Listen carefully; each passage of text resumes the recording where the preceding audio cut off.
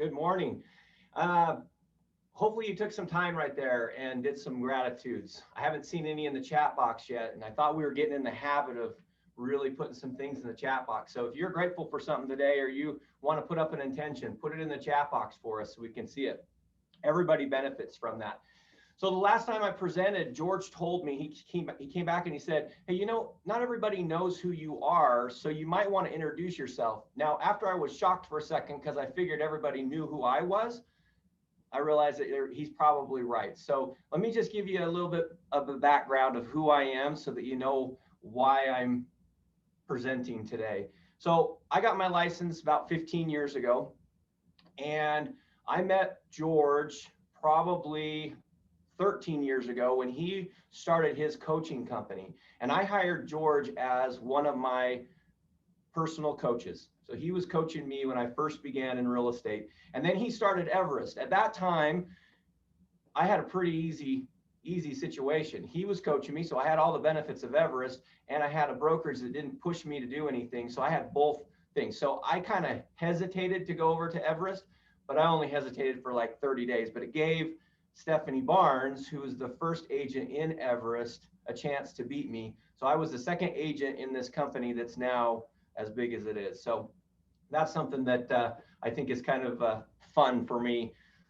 I got my broker's license in 2016, and I came on the leadership team as a broker manager in the main office in Union Park. And I've been doing that, and I've been doing coaching since then and still doing some real estate. So that's kind of where I am. I've been around Everest for a really long time. And so these principles and everything that we teach here is something that really means a lot to me, because the question is always asked, do you understand the message and do you understand what Everest is about? And I truly believe that the only way that we can understand what this message is to live it. And it doesn't take 1 week to live it, to understand it. It takes a long time, and I'm still learning it, and I'm still growing. And that's why, for me, that's why I stay here, is because there's always things to learn. So hopefully today, I promise that I'm going to give you some great information that we can move forward with. But I did want to explain who I was, just so that anybody who didn't know me yet, now they can say they know me. That was for George, if he's listening. So I had this conversation with some agents a little while ago, and we were talking about intentional practice.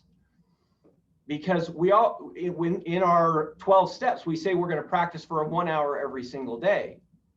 And they came and they said, well, am I just reading the script for an hour? Am I role playing for an hour? What am I doing to do this? And I said, we have to make this practice intentional practice. And he kind of looked at me and was like, well, what do you mean? Like, I intend to read, I intend to do that. And I thought of a story, and I wanted to share this with you so that you can understand what I mean by intentional practice.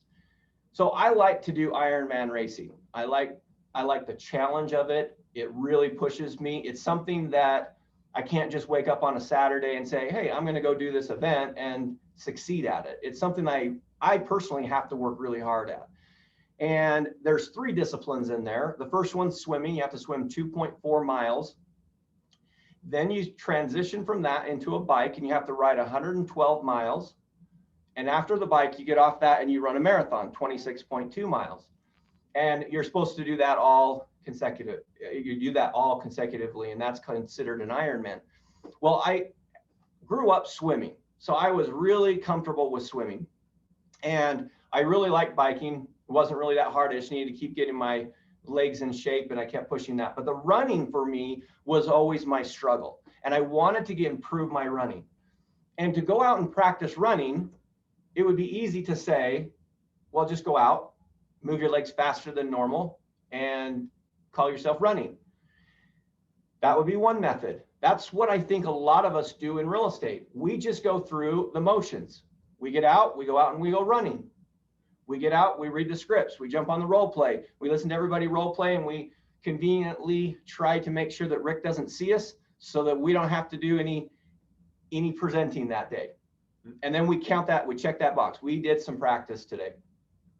So at one point I was at the end of these races, my legs obviously were tired and my back was hurting a little bit, and I was trying to figure out what was going on. And So I went to a specialist for running, and they did this analysis for my running. They hooked me up to this machine, put me on a treadmill, and then had 360-degree video cameras that were shooting every part of my body and my legs at the same time, and then had me run. And then after that, there was about 3 doctors that would look at the screen, and then they would critique my run and analyze every aspect of what I was doing. And they found many things I was doing wrong, unfortunately, but we're going to work on those and we're going to get better and stronger. But there was one thing that he brought out that I thought was fascinating. And he said, he was watching my arms. And when you run, you're swinging your arms and you're getting some momentum with your arms. And he says, when I cross my right arm forward, I bring it over just a half an inch over my midline, right in front of me. I just bring it over just a little bit too far. Instead of straight forward, I bring it over just a little bit too far. And he said, this is what it's creating for you. He says, in a normal run, you're not going to notice a whole lot. But when you're running a marathon or you're running long distance, what happens is every time you cross your hand just a little bit over your midline, you put more pressure on your down foot every time you hit. So your right foot, every time you hit the ground, for every step you take, you are actually taking more force with that foot than you are the other foot because of that one hand crossing over. And so he says, you've got to start training yourself to move that a half an inch over. Now, that's an easy thing to think about, but it's a little bit harder when you're running. So this is what intentional practice, intentionally doing something means. This means you take what you're doing in your business and you make a change so that you can improve in the long haul. Now, if I'm just going to go run 30 minutes, changing this isn't going to do much for me.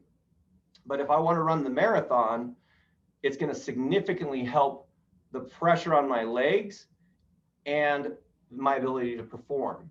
So if you're just going to prospect and you're just going to go to the role play and you're going to do one role play, well, maybe you don't need to know some of these skills. You don't need to practice these. But if you're going to take this business to the next level, if you're going to be the professional, doing these steps to take you to that level is critical to your success. So they did a study, and I'm sure everybody here has heard of this study because we've used it multiple times, but the UCLA study about communication. And it says the 7% of communication is the words that we say, 55% is our body language, and 38% is the tone that we use. So then let me ask you this question.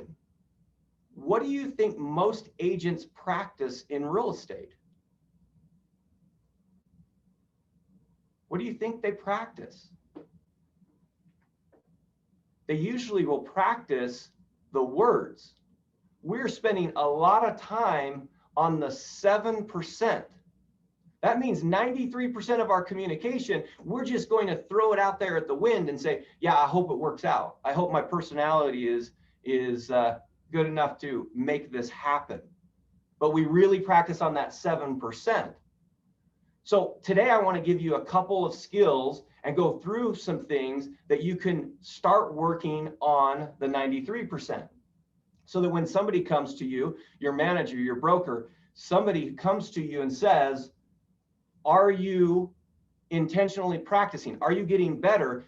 You're taking it to the next level. You're not just going out for a 30-minute run and saying, yep, check that off the box. I'm glad I went for a run today. But you're actually saying, what do I need to do to take my business to the next level?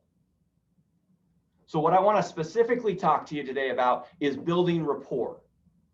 And building rapport is the power. It's the connection we have to our clients. When you don't have rapport, you are not going to get contracts signed. You are not going to get the business that you want. We have to be able to have a connection, something to help them move forward. I like to look at it as when someone feels comfortable, they will allow you to lead.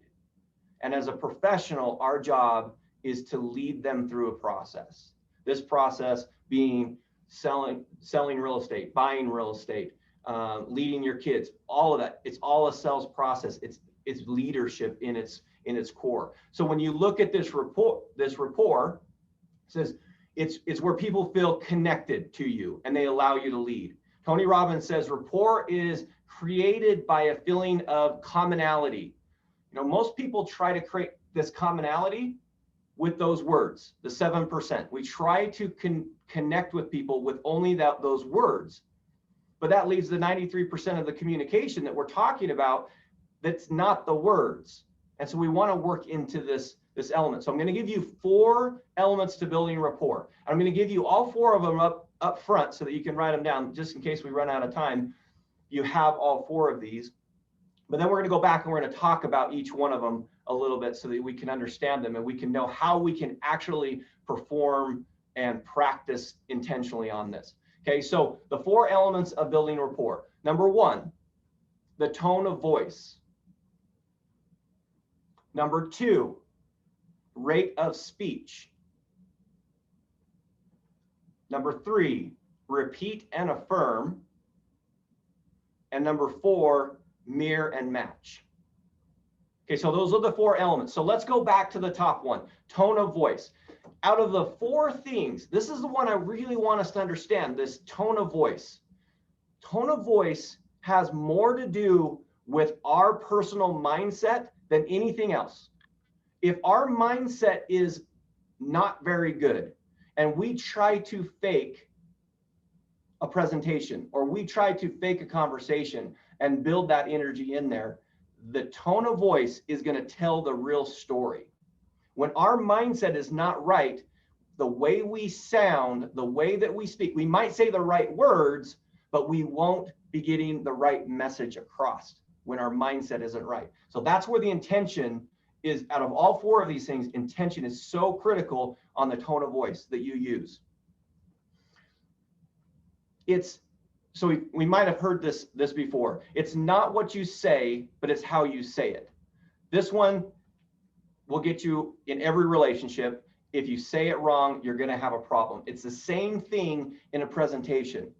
You might say the same words as another agent in the office, but you might say it with the tone that gets them uncomfortable. So in this particular case, it's not what you say, it's how you say it. So if I said, I love you versus I love you, totally different meaning that's involved there. So we want to really make sure that we have our tone of voice, and we really want to practice that with our mindset. Now, there was a study that was done in USC, and what they did is they took 100 couples, and these were couples that were having some marriage problems and relationship issues that they were doing that. And they had a computer analyze how they spoke to each other. And then they took that couple and they put them with a psychiatrist and a therapist. And then they did the same type of thing. And then what they did is they had the computer predict whether the relationship was going to work or not. And then they had the therapist predict whether the relationship would work or not. And what they found was the computer was accurate 74% of the time, saying that because of the tone of voice, they could determine whether this relationship was going to continue or it was going to fail.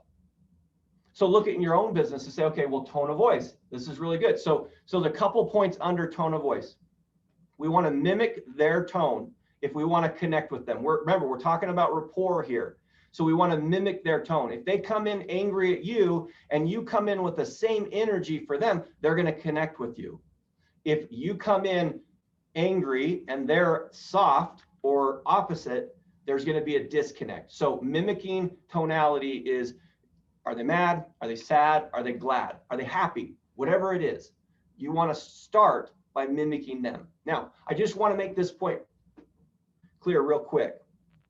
Sometimes we get it mixed up and think that when we do these things, when we're mimicking their tone, that we feel like we have to do that the entire time, that it's not me. This person's angry. I'm not an angry person. I don't want to be angry.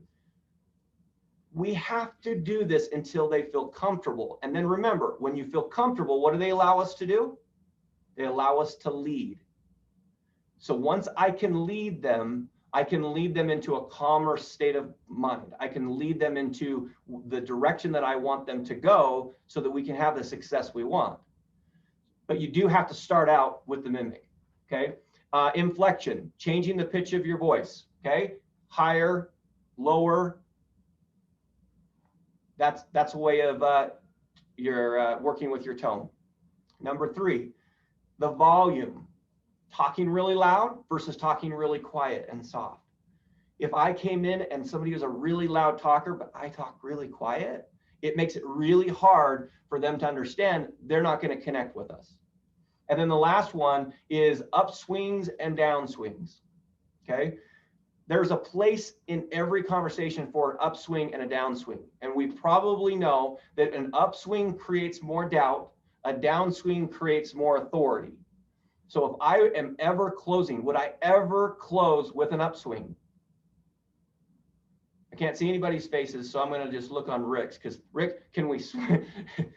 The answer is no. No, you can't. You should not be closing with an upswing, because you're wanting some authority. You want to make sure that we're committed to something. There's no doubt in there. But is there a place for an upswing? If I'm creating doubt in there, oh, you want to use another agent? Really? I want to create some upswings with that. The whole section here, tone of voice. If we want to increase our effectiveness in the tone, gratitude will help us in that matter. Because remember, I said tone of voice starts in our head. This is the only one of these that is a mindset issue.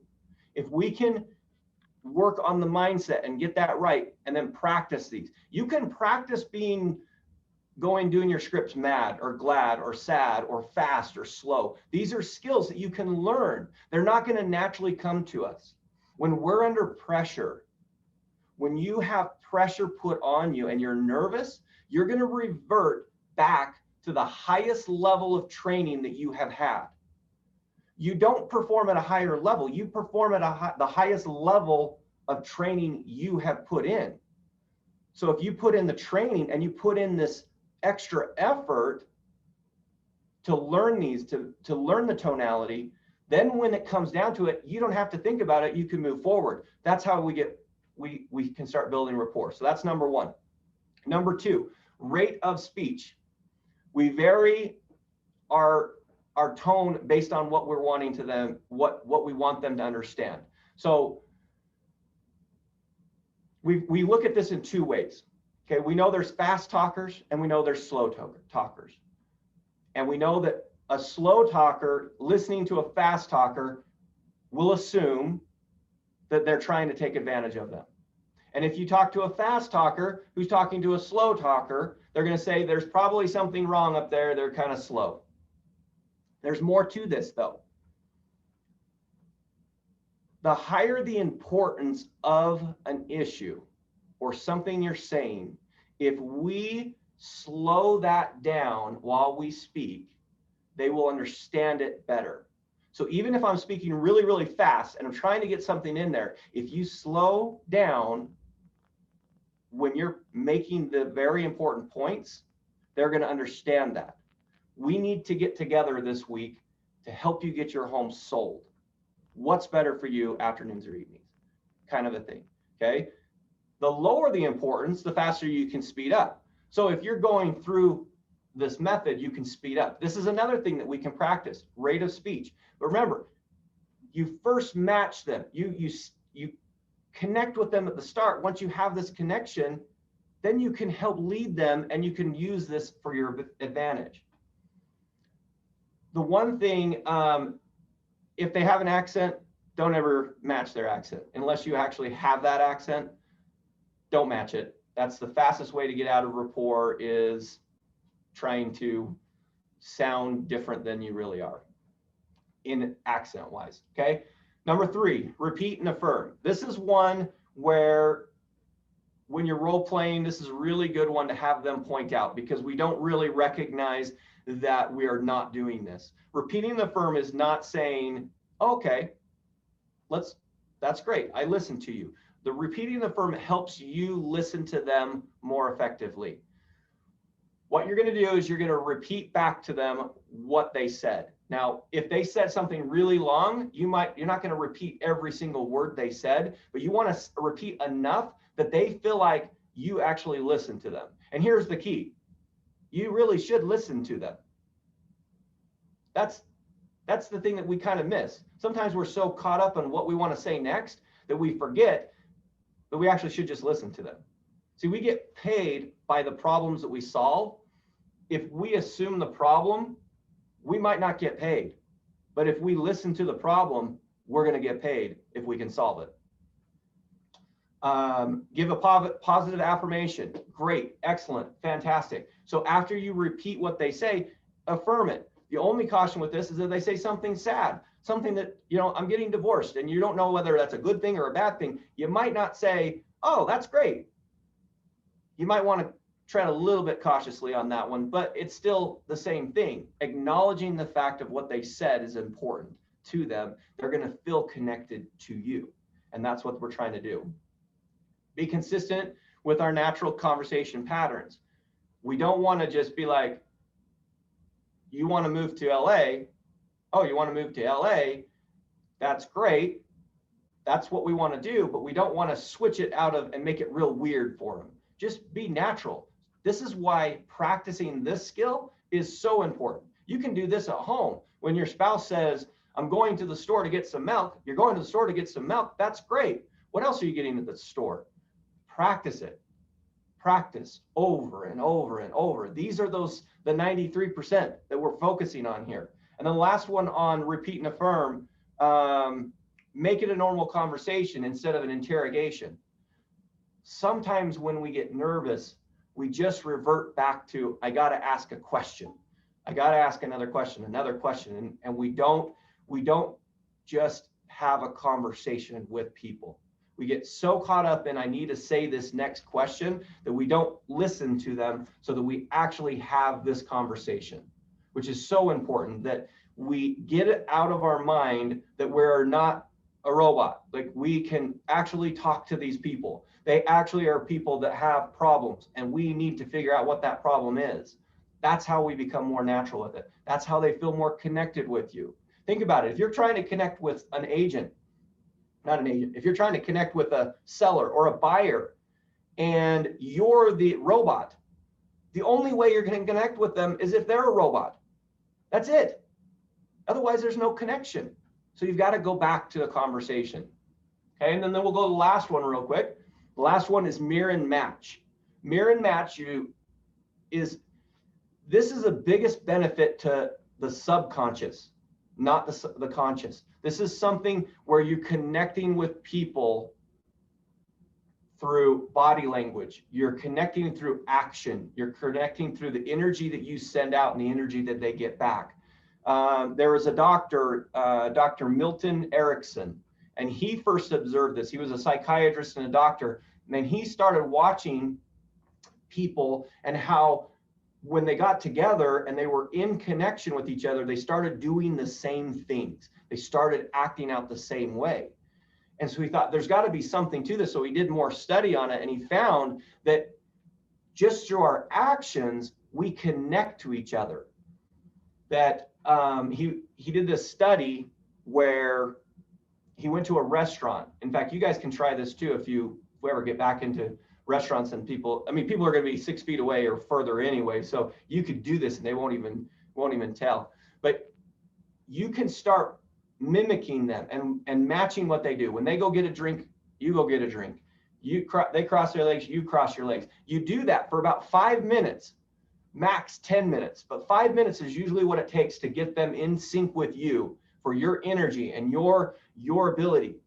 And then you change it up and you do a different activity. Now you reach for the glass and watch them. They're going to reach for the glass as well. It's fascinating how much connection we have with the body language and the energy that we send out there. So whether it's crossing your legs, uncrossing your legs, crossing your arms, sitting forward, leaning back, general postures, handshakes, all of this is through this body language. And the one that I think is the most important is actually breathing. If you can match somebody's breath, the way they are breathing, you will start to connect with them and you'll be able to lead them through this process. So that's what mirror and matching is. There is so much more into these 4 elements. But if I go back to the story that I shared with you at the very start about me wanting to learn how to run better, and how I went to this doctor and they took all these pictures and they really analyzed what my business or what my run was like. And I found one little solution that I can work on. Now, did it change overnight? No, absolutely not.